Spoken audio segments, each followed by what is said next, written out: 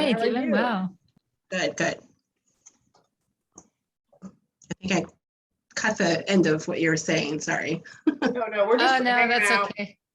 Yeah, I was just talking about like, if somebody comes in and then they leave again, does that mean that they don't like my wallpaper? Like, what does that mean before I get started? And then you're all distracted. You're like, wait, what was I saying? I love your wallpaper. Thank you. How are you doing today? What's been going on? Good, good. It's kind of like that end of the month type stuff. So realizing that October 1st is Friday. I know it's so intense. And like, actually this week, this week isn't like, it's not terrible for me, but it's ramping up into the crazy, right? Right, So, right. this month's been intense. I mean, it started off crazy for me. Wow. Just the work, just everything happening. And I don't know what's going on with you, but like, I've just been trying to keep up with the insanity, and it's been really hard. Yeah, no, I'm right. I'm with you on that, definitely. Yeah. Where are you located? I'm in Chicago. So, Oh, nice. and it's actually a nice weather week. Because it can always go either one or two ways. It can either be like 40 degrees or snowing, in September, or just like really nice. Yeah. So now we're really nice. So of course, the next 2 weeks, I'm sure it'll be, snowing in Chicago. Yeah. But right now, it's decent weather. Gotta love it. Gotta love it. Hey, and I see John's in here and Anthony. Look at that background. Oh my gosh, that is so cool. That is Vermont. I love that. And we are supposed to get some snow maybe tonight on the upper elevations. Ooh, that's so exciting. Yes. Wow. And then we've got Anthony's background, which, can we talk about this? Like, has anybody let you out for a while? Have you been at this for a decent amount of time? I have been hiding in my design dungeon since March 2020, it feels like. Yeah, well, I don't think that 2020 really ever quit, right? I feel like we're still in 2020 and it's just been really extended out a long way away. Groundhog Day. Yeah, it is. And it's like Groundhog Day mixed with like, a horror film or something. I don't know what's like a disaster movie too. It's like adding all of it together. Mm-hmm. So thanks for joining me in this breakout. I mean, this whole topic about optimizing for trust, I wanted to talk about because I think it's incredibly important when we're talking about any kind of messaging, any kind of events we're putting together, virtual or in person or anything. It's this trust piece that I think right now we're living in a time where we just don't have a lot of trust. Am I right? I mean, and so when you look around at what's happening in the world around us, these large institutions, societal norms, it's like everything's up for grabs. None of the rules seem to apply. And what we know about human psychology is that at times where people feel unsafe, they make decisions differently.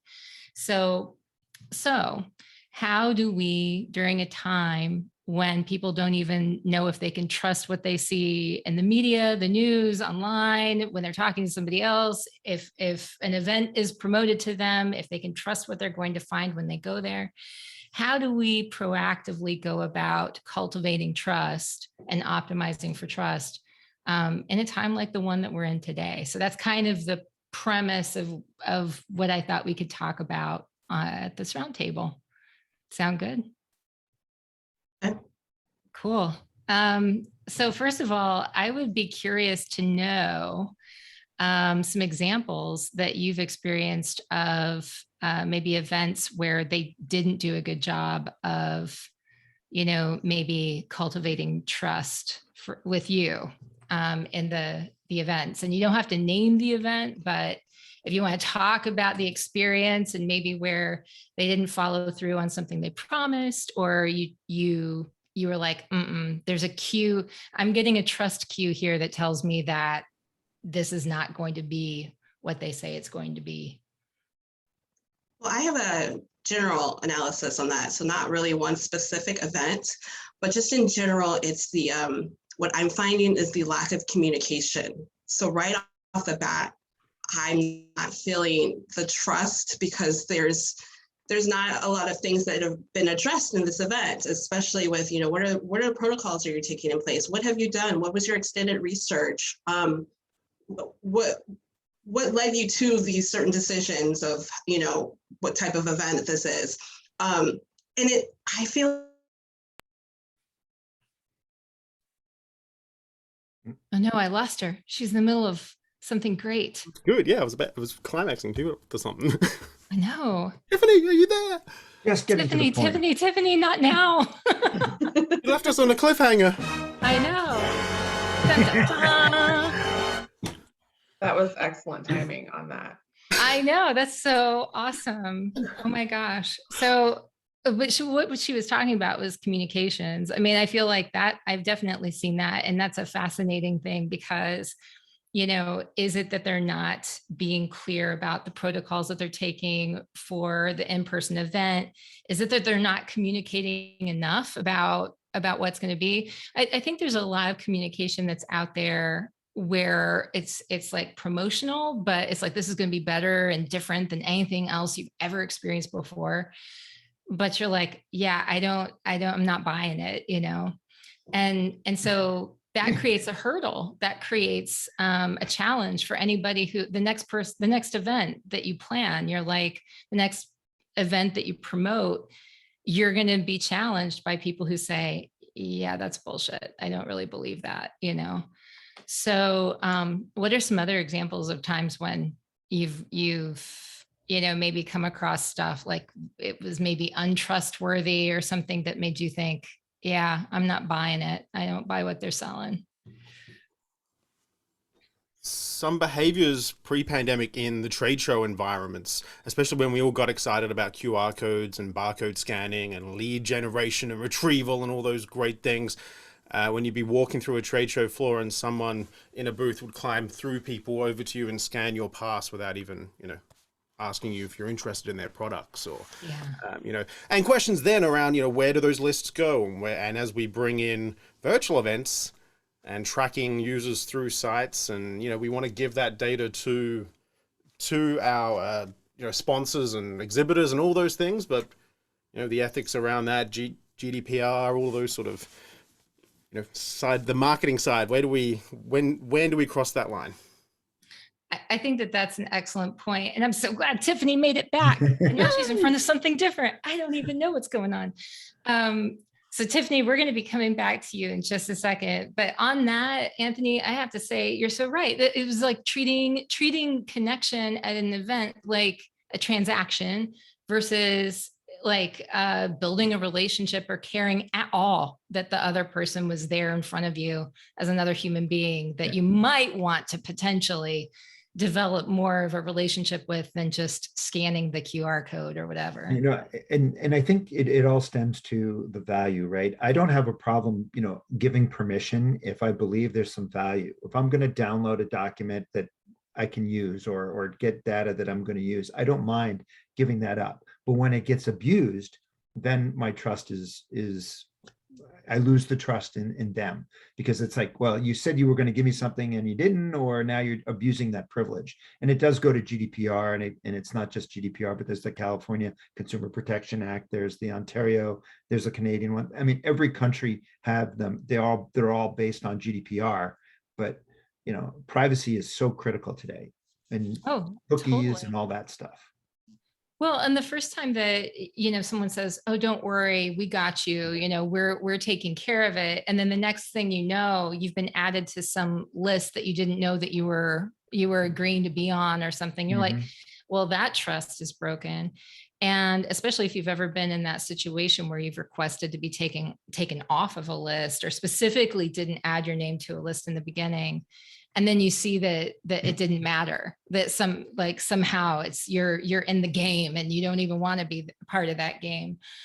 I think that's it's funny, Kiki, you just said that, because I asked to be taken off of a list the other day, and they wrote, and I got an email saying that they were taking me off, but it was going to take 30 days. I'm like, wow. but instantly you got my information. You can't instantly take me off. Yeah. And that was like, It's kind of like the old trick when you have like a customer service problem and you can't get anyone for customer service. So you call the sales line and you get somebody like that, it's like, oh, you're really good about taking my money, but you're not figuring out how to solve my problem. mhm. Got it. Yeah. It's so crazy because, I think this is even more important now because, no matter where you are in the world, no matter what you're experiencing, we're all experiencing way more stress than we have before because of the uncertainty of what's going to happen with the future, you take your pick.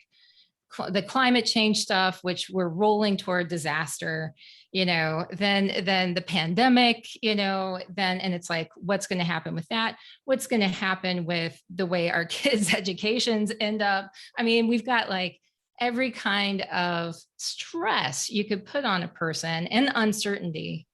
And so when you think about how people make decisions and if they're going to trust you in an experience, they're going to be asking more questions, and they're going to be pretty cynical about it because they're going to be saying, no, I've heard this before. I don't have time for this, And so that's why I think that, this question of can we proactively cultivate trust is one that we have to think about on purpose, because we don't have the luxury of sort of, building it over time. We have to think, okay, we actively have things working against us in the world around us right now.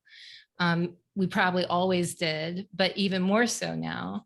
And so how can we on purpose prove that we're trustworthy in how we're communicating with people so that we're building relationships that can lead to business or that can lead to relationships that are meaningful to us in some way down the road. I work with a lot of associations, and the whole thing is we're supposed to be so good about associating with other people, bringing people together, for a purpose.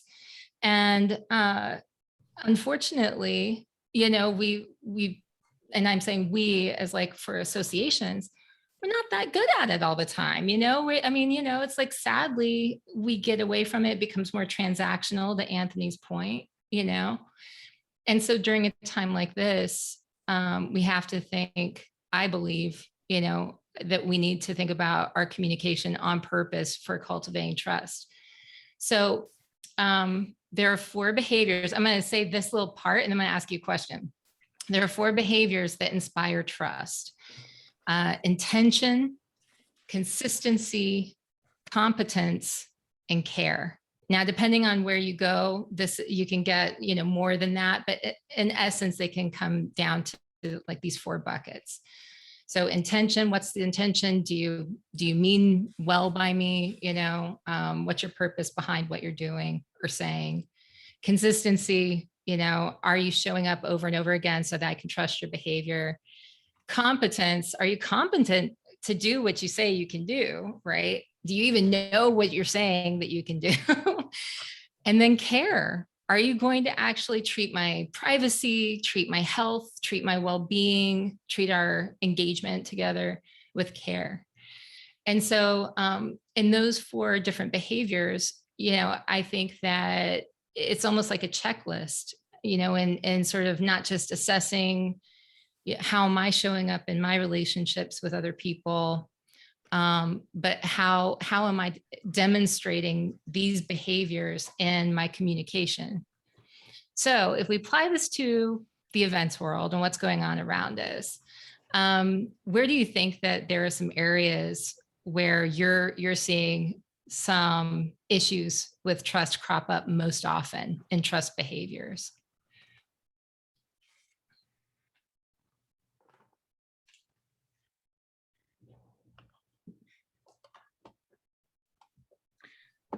Can you probably say that starts with- again? Sure. So in the events world around you, like when you're thinking about communication that's out there and behaviors that inspire trust, in which of those behaviors are you seeing the most issue? Is it with intention, consistency, competence, or care? Probably consistency. And in my world, I work with associations too and managing them. People want to know, like I'm planning an in-person event in November, and there'll be someone from every county in my state there. And there's rural parts of Ohio and there's very urban parts of Ohio, and they all think differently about COVID, which makes me very nervous having unvaccinated kids. So I am trying to be very consistent about expectations with COVID and wearing masks on site and making sure they understand those before they get there, because I'm going to be the person who has to police that. And I'm really not looking forward to it. But other people I know will not be attending unless they know that. So I'm trying to be consistent with language and with expectations. They're signing a COVID waiver when they register. So I think just, I know people, like I think Ken even said in the chat last time, it changes all the time. Everything is constantly changing, and by county where we are. So trying to keep up with what the mandates are, what the state, county, city, it's just like everywhere you go, it's different. So Yeah. that's what I find a I challenge. agree, Sheila, that it's all about the communication and setting the expectations. And if you put that up front, it's on your website, it's part of every communication. This is the COVID policy. It could change, and it could change. So please check back. But as long as people are aware, then they'll know what to follow, and they'll set the and they can either attend if they want, and if they don't want to attend, they don't have to. But I think that consistency and then the communication and all the things that Kiki just said make so much sense, right? Consistency, competence, you got to follow through. What really bothers me is when we get a lot of these that say that your vaccines are required, but they don't check. And to me, that worries me. Right. There's not even the theater of it. You can't even claim that it's theater because you don't even get that far. It's like, wow, okay. I mean, you're just going to take my word for it. This is nice, That's like going into a store. I'm renovating my office, which is why you see this lovely fake background behind me. But my husband's actually working on it as we speak. I'm very excited. But I go into Home Depot and all our signs say vaccinate, masks required for unvaccinated. Well, who's checking? People who aren't vaccinated are also ones who don't want to wear masks. So that is a whole facade, right? It's just a farce. I just wear my mask and move forward. Right. I mean, and finding there's a lot of pressure too to maintain that consistency. I think the intention is there and people want to have the best intentions, and then there's some pressures that come, and what I'm finding is, okay, we're going to stand by and have a virtual holiday event. Oh, someone doesn't want to do that, so let's try to do a live, let's try to do a hybrid. So there's a start to be consistent, and then it's almost like all of these can play in place because the confidence isn't there. There's a lot of times where people are feeling that pressure, so they step back, and so they're not confident that they can do a virtual event. So now they're like, oh, let's do hybrid. So that's where it kind of gets tricky as far as staying to the plan. I think now more than ever is where there's just so much unknown that people are having a hard time. It's almost like it's unintentional. I don't think anyone means to not be consistent in what the plan is, but because there's so much unknown and it's shakiness, that I think people are gravitating to, just being a little bit wishy-washy on the plans. I don't know if that helps. Yeah, no, I think it does. But I think that what that does is, when it comes to competence right now, if you're trying to demonstrate competence in your behavior so that you can build trust, it's a harder thing to do than it was in the past, because it's not just confirming that you're going to have enough coffee and you don't run out or something. It's like It's like you need to know, if legislation has changed on the rules for, how many people can gather in one place. And you need to know if the to the best of your ability, if the way that you're going to conduct a session is going to change, and communicate that effectively. I mean, it's hard to do, but the onus is on us to try to know our shit, basically. I mean, to show competence, we have to know and ask these questions. And I think that I'll speak for myself. I think that a lot of times, there's this tendency to want to sort of go like, please don't anyone ask me this question because I don't know what the answer is. Oh my gosh, please don't ask, please don't ask, please don't ask. Please let nothing happen so that they never ask me. So because I don't know.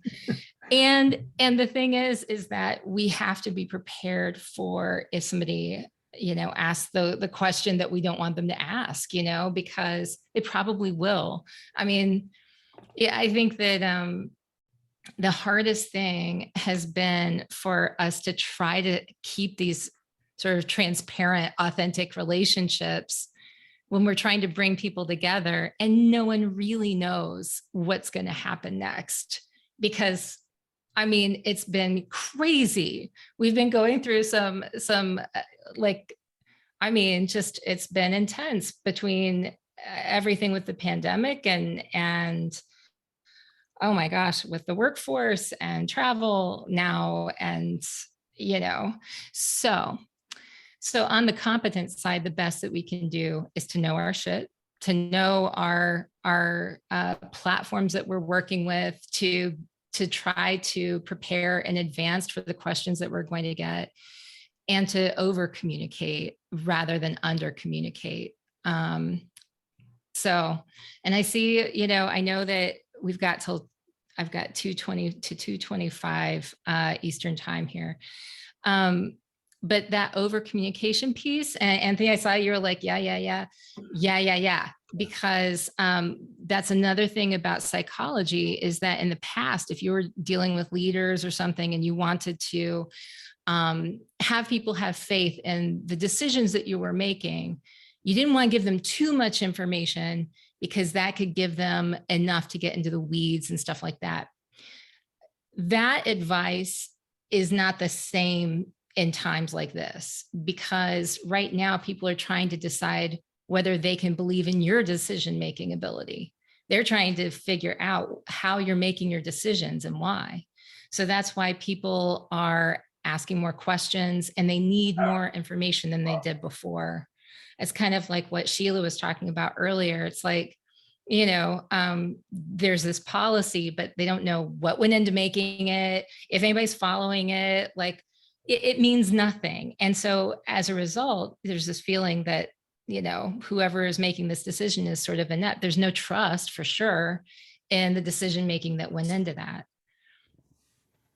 You gave me my aha moment for this whole thing, because I looked at those 4 things, looked at intention, consistency, competency, and care, and they all are related to time and touch points that we have with the individuals. How often are we, and as the frequency increases and as the amplitude increases, as we talk about crazy change, then each of those are affected. So to your point, the more intense, the more frequency we have to keep each of those things the right amount of touch points. It's awesome. Great session. Well, awesome to you too. I love that. I think that that's a great point, actually. And, thank you so much, everyone, for joining me on for this conversation, because, I do think that there are so many things that we can proactively do. I think if we go about looking at these different areas and figuring out in our personal relationships and in our relationships for business, in our communications, how can we optimize for trust? I think that we're going to come out ahead, because ultimately, people are going to be trying to evaluate, they might like us, but they don't necessarily know if they can trust us. And so I think that that's definitely something that we can all work on. So it also goes to, I mean, if this is an annual event over years, you build that trust, and you can't let that trust go away. So you have to keep the consistency going. Oh yeah. and that communication, and, you know, making sure that you're also showing that care. I think that's one of the things, especially for association communication around events, that I have been hearing a lot of interesting, and that's not necessarily good or bad. I've heard both, interesting conversation around, because for some associations, there's been serious concern that they're not showing care, true care for their members and their attendees, because of the way that they're maybe they're miscommunicating, or they're not communicating, but there's not trust in the decisions that they're making. And there's no real transparency in why they're making the decisions that they are. On the other hand, I have heard positive. I've heard a couple of associations report on better experiences with their members, because their members, they're communicating better. I mean, they're building more community because people need that. So I'm getting the sign, 2 minutes behind the scenes. Thank you so much for joining me. If you want to connect with me on LinkedIn, please reach out. My name is really weird, so it's easy to find me, Kiki L'Italienne. And yeah, so I love this. I see so many great comments over here. I do have more information on this trust stuff, including resources if you want to read about like the you know, psychology behind this stuff, and like how people make their decisions in times of stress. But I'm glad that you joined my group, and I hope that we cross paths soon. Thanks. Me too. All right. Thanks. See you, Thank you. everyone. Thank you, Kiki. Round of Thank you. applause. Oh, that's so good. Thank you. Bravo to the sound effects guy.